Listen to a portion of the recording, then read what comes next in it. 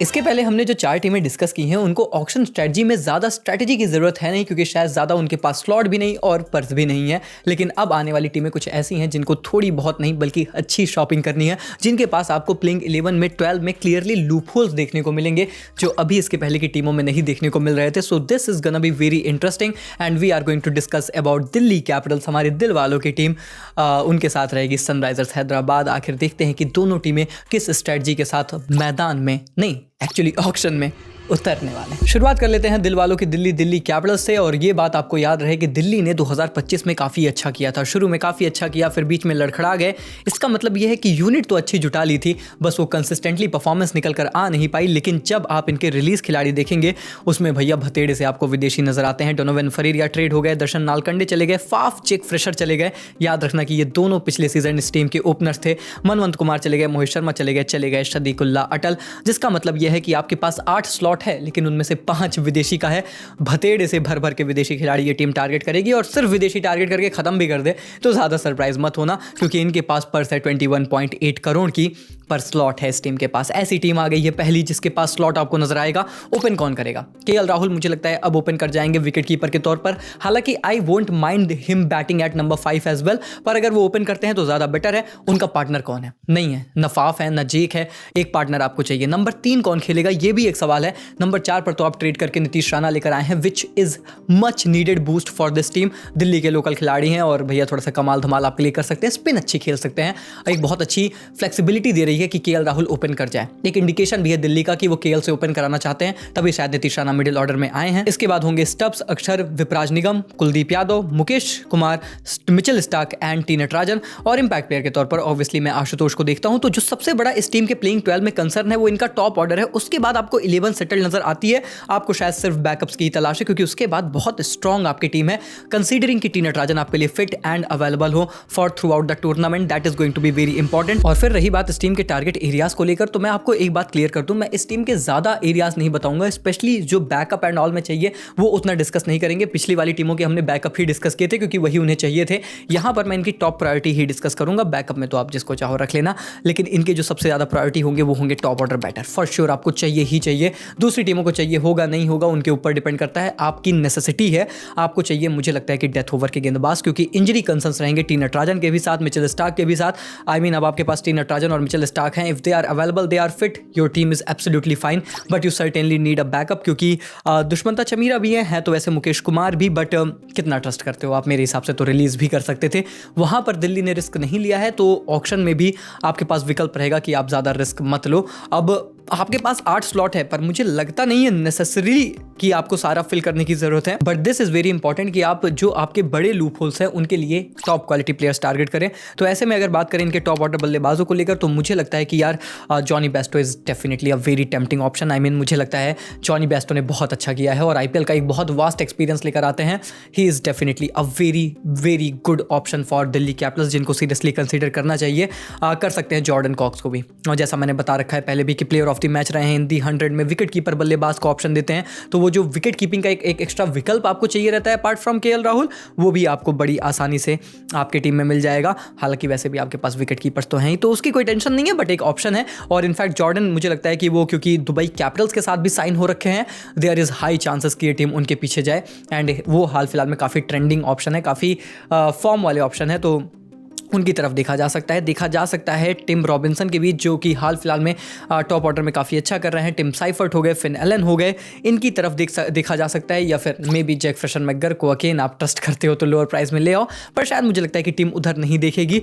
और अगर इधर भी नहीं देख रहे हो तो फिर और विकल्प क्या है? मुझे लगता है कि आप पृथ्वी शॉ की तरफ देख सकते हो। क्या पृथ्वी शॉ की दिल्ली कैपिटल्स में घर वापसी हो सकती है इन देयर टॉप ऑर्डर?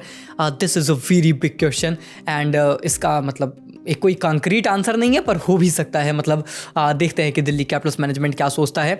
और उसके बाद ना मुझे लगता है कि सिर्फ आपकी ओपनिंग स्लॉट ही नहीं था, आपका वो जो टॉप ऑर्डर बल्लेबाजी की मैं बात कर रहा था उसमें टॉप ऑर्डर में ओपनर्स हैं और फिर नंबर 3 भी है। अब नंबर 3 पर ये टीम किसको टारगेट कर सकती है? देखो मुझे लगता है वेंकटेश अय्यर को लेकर वो जो केकेआर ने रिलीज किया है, किस टीम में जाएंगे, कितने में जाएंगे। देखो केकेआर तो एक टीम होगी जो उन्हें टारगेट करेगी, दूसरी सीरियसली टारगेट करने वाली हो सकती है दिल्ली कैपिटल्स। एक लेफ्ट हैंड का ऑप्शन आपको आपके टॉप ऑर्डर में मिल जाएगा एंड उससे भी ज़्यादा आपको नंबर 3 पर एक बेहतर बल्लेबाज मिल जाएगा, या फिर आप चाहो तो इनसे ओपन भी करा के नंबर 3 पर किसी और को खिला सकते हो। वो फ्लेक्सिबिलिटी आपको वेंकटेश के साथ मिलेगी, और क्या पता एक आधा ओवर भी आपके लिए 2026 आईपीएल से डालते नजर आए, तो वो सोने पे सुहागे वाली बात है फॉर दिस टीम।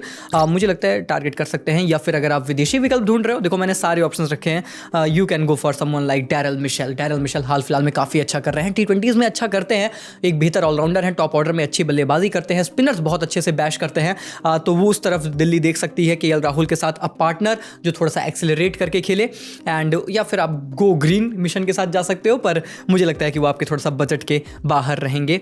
तो ये है इस टीम का जो बहुत बड़ा टारगेट एरिया है। एक टॉप ऑर्डर में वो 2 बल्लेबाज आपको चाहिए ही चाहिए, चाहे एक भारतीय एक विदेशी लो, दोनों विदेशी लो, दोनों भारतीय तो शायद नहीं लोगे, उतना ऑक्शन पूल में क्वालिटी प्लेयर्स अवेलेबल नहीं है। तो यहां पर इस टीम को हैवी लिफ्टिंग करनी है, और उसके बाद जैसा मैंने बोला था कि एक डेथ ओवर का स्पेशली बॉलर आप कंसीडर कर सकते हो। अब कौन कौन से हो सकते हैं, देखो मुझे लगता है कि रिपोर्ट्स ने वैसे क्लेम किया है कि दिल्ली कैपिटल्स पथिराना में काफ़ी ज़्यादा इंटरेस्टेड है, and it makes absolute sense, क्योंकि मिचेल स्टार्क ही है। मुझे लगता है वो जो टॉप क्वालिटी आपके पास गेंदबाज है ना, वो मिचेल स्टार्क है। उसके बाद टी नटराजन को मैं रेट करता हूं, पर वो इंजरी कंसर्न्स है उनके साथ, and then you have Mukesh Dushmantha Chameera. आपको लगता है आप ज़्यादा बेहतर विकल्पों की तरफ जा सकते हो, सो पथिराना देखा जा सकता है, इतना बुरा विकल्प नहीं है। पर क्या आप टॉप ऑर्डर के बल्लेबाज के साथ पथिराना को टारगेट कर पाओगे? दिस इज समथिंग जिस पर मुझे थोड़ा सा डाउट होता है with a purse of 21 crore. तो इसलिए मुझे लगता है कि क्वेट्जिया, नोकिया, William O'Rourke, Mustafizur Rahman, in fact ये कुछ ऐसे खिलाड़ी हैं जिनको टारगेट किया जा सकता है। आई मीन मुस्तफिजुर रहमान का वो थोड़ा सा आता है ना, दिल्ली के साथ दूर का कनेक्शन है उनका, काफ़ी अच्छा कनेक्शन है गांगुली के साथ, तो कंसीडर कर सकते हैं। भारतीय विकल्प ढूंढ रहे हो तो कुलदीप सेन, त्यागी मदवाल भी हो सकते हैं। हालांकि वही बात है कि अगर ऑलरेडी आपने नटराजन रखा है, मुकेश रखा है, इतने पैसे देकर रखे हो, तो आप एक्सपेक्ट कर रहे हो कि यही खिलाड़ी फिर आपके लिए परफॉर्म करेंगे। आप शायद में भी विदेशी टारगेट करो, बट आपका जो प्राइमरी फोकस है वो आपके टॉप ऑर्डर सॉर्ट करने में रहेगा, एक ऑलराउंडर वहां से उठाने में रहेगा।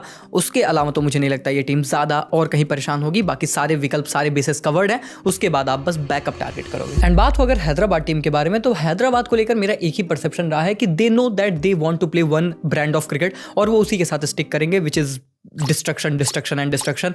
तो ऑक्शन में जाते हुए भी ये टीम कुछ उसी तरीके की स्ट्रेटजी के साथ जाएगी। भले 2025 वैसा ना गया हो जैसी अपेक्षा की थी, बट अगेन मुझे लगता है कि हैदराबाद अपने टेम्पलेट को चेंज करेंगे, नहीं करना चाहिए भी नहीं, क्योंकि क्वालिटी प्लेयर्स हैं इस टीम के पास, मेरा ये मानना है।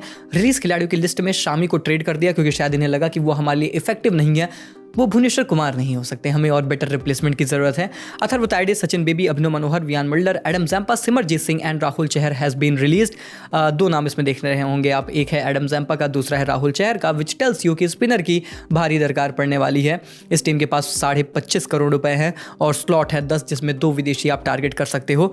अब मुझे लगता है एडम जैम्पा रिलीज भी इसीलिए हुए हैं क्योंकि वो अनअवेलेबल रहेंगे लाइकली नेक्स्ट ईयर। तो ऐसे में इनकी प्लेइंग 12 किस तरीके से तैयार होती है, और टॉप ऑर्डर सेटल्ड है। Travis Head, Abhishek, Ishan Kishan, Klaasen, Nitish Kumar Reddy, top order में छेड़खानी करनी ही नहीं है, कोई बड़ा खिलाड़ी टारगेट करना ही नहीं है। लेकिन इसके बाद कौन खेलेगा, that is a big question. फिर उसके बाद आएंगे अनिकेत, जिन्होंने आपके लिए बहुत अच्छा किया है। इसके बाद कौन खेलेगा, that is also a big question. हालांकि इस टीम के पास ब्राइडन कार्स हैं, जिनके बारे में मैं भी आगे बात करूंगा, बट ये एक स्लॉट है, वो नंबर 6 का स्लॉट, 8 का स्लॉट थोड़ा सा खाली है। उसके बाद पैट कमिंस, हर्षल पटेल, और फिर एक स्लॉट और खाली है जिस पर ये टीम विचार कर सकती है। इम्पैक्ट प्लेयर कौन होने वाला है, that is also something to explore. हालांकि ऑब्वियसली इन टीम के पास मतलब ऑलरेडी रिटेंशंस में ऑप्शंस हैं, पर मैं वो ही रखने की कोशिश कर रहा हूँ जो लगभग फिक्स है, जिनमें थोड़ी सी भी चांसेस हैं कि और बेटर ऑप्शन हो सकते हैं, उनको हम ओपन रखते हैं। तो ऐसे में आखिर ये टीम कौन कौन से खिलाड़ियों को टारगेट कर सकती है। नंबर 1 एंड मोस्ट इंपॉर्टेंट, जैसा मैंने बोला ना इसके पहले, दिल्ली का वो most important top order, most important quality spinner, इस टीम को टारगेट करना ही है, क्योंकि इस बार पहली बात तो अवेलेबल भी हैं ऑक्शन में, और दूसरी बात आपके पास जीशान है, और उसके बाद मुझे लगता है हर्ष दुबे हैं। आई थिंक यही 2 ऑप्शंस हैं आपके पास। आप और बेटर ऑप्शंस के साथ डेफिनेटली उतरना चाहते हो आईपीएल में।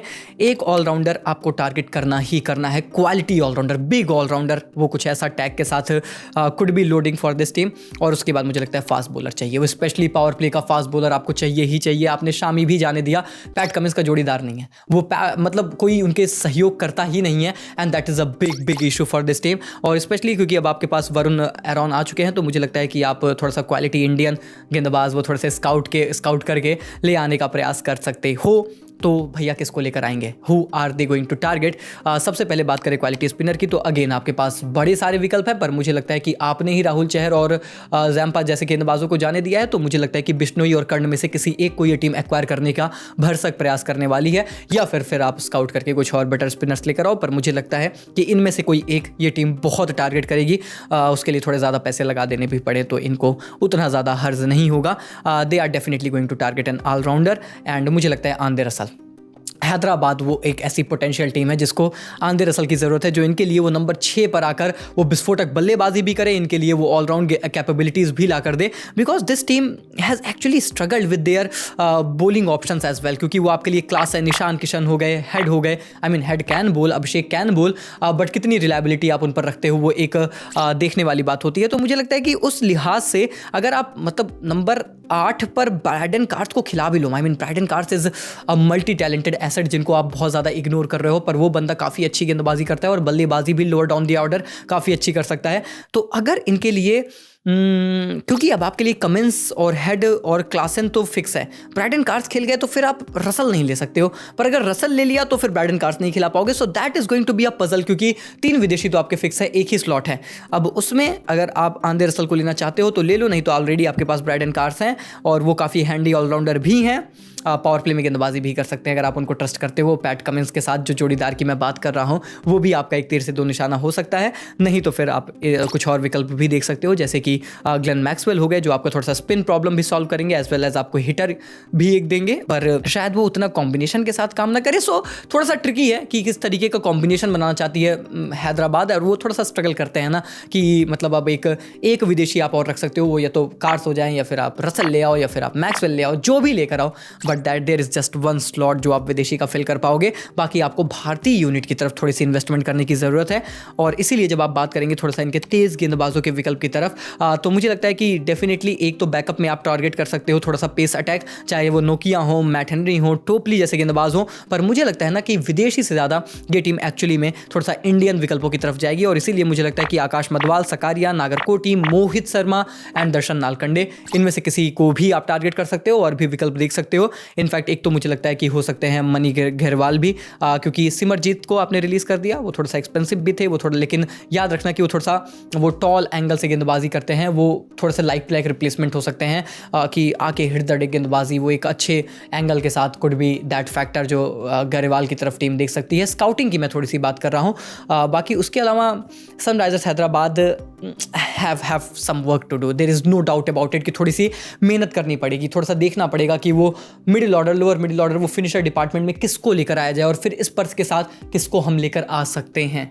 That is going to be the biggest answer. वो स्पिनर्स हमारे क्वालिटी होने चाहिए, उनमें हम किसको लेकर आ सकते हैं, फिर हमें जो बैकअप पेसर्स चाहिए उनमें भी हमें थोड़ा सा विकल्प खंगालना है। तो कुल मिला के हैदराबाद को काम करने की जरूरत थोड़ी सी तो जरूर पड़ेगी, लेकिन जो प्रायोरिटीज हैं सबसे बड़ी वो डेफिनेटली एक स्पिनर डेफिनेटली चाहिए ही चाहिए, और उसके साथ मुझे लगता है कि मोस्ट इंपॉर्टेंट प्रायोरिटी एक फिनिशर या फिर वो ऑलराउंडर की जो भूमिका है वहां पर इस टीम को स्लॉट फिल करना है। खैर हैदराबादी फैंस, आप मुझे कमेंट्स में आकर जरूर बताइए कि आपको क्या लगता है आपकी टीम को किन खिलाड़ियों को टारगेट करने वाली है, और अगर वीडियो को पसंद आई है तो लाइक करिए, चैनल को कर दिए सब्सक्राइब, ताकि इस तरीके के इंटरेस्टिंग एनालिसिस आप लोगों तक पहुंचते रहे।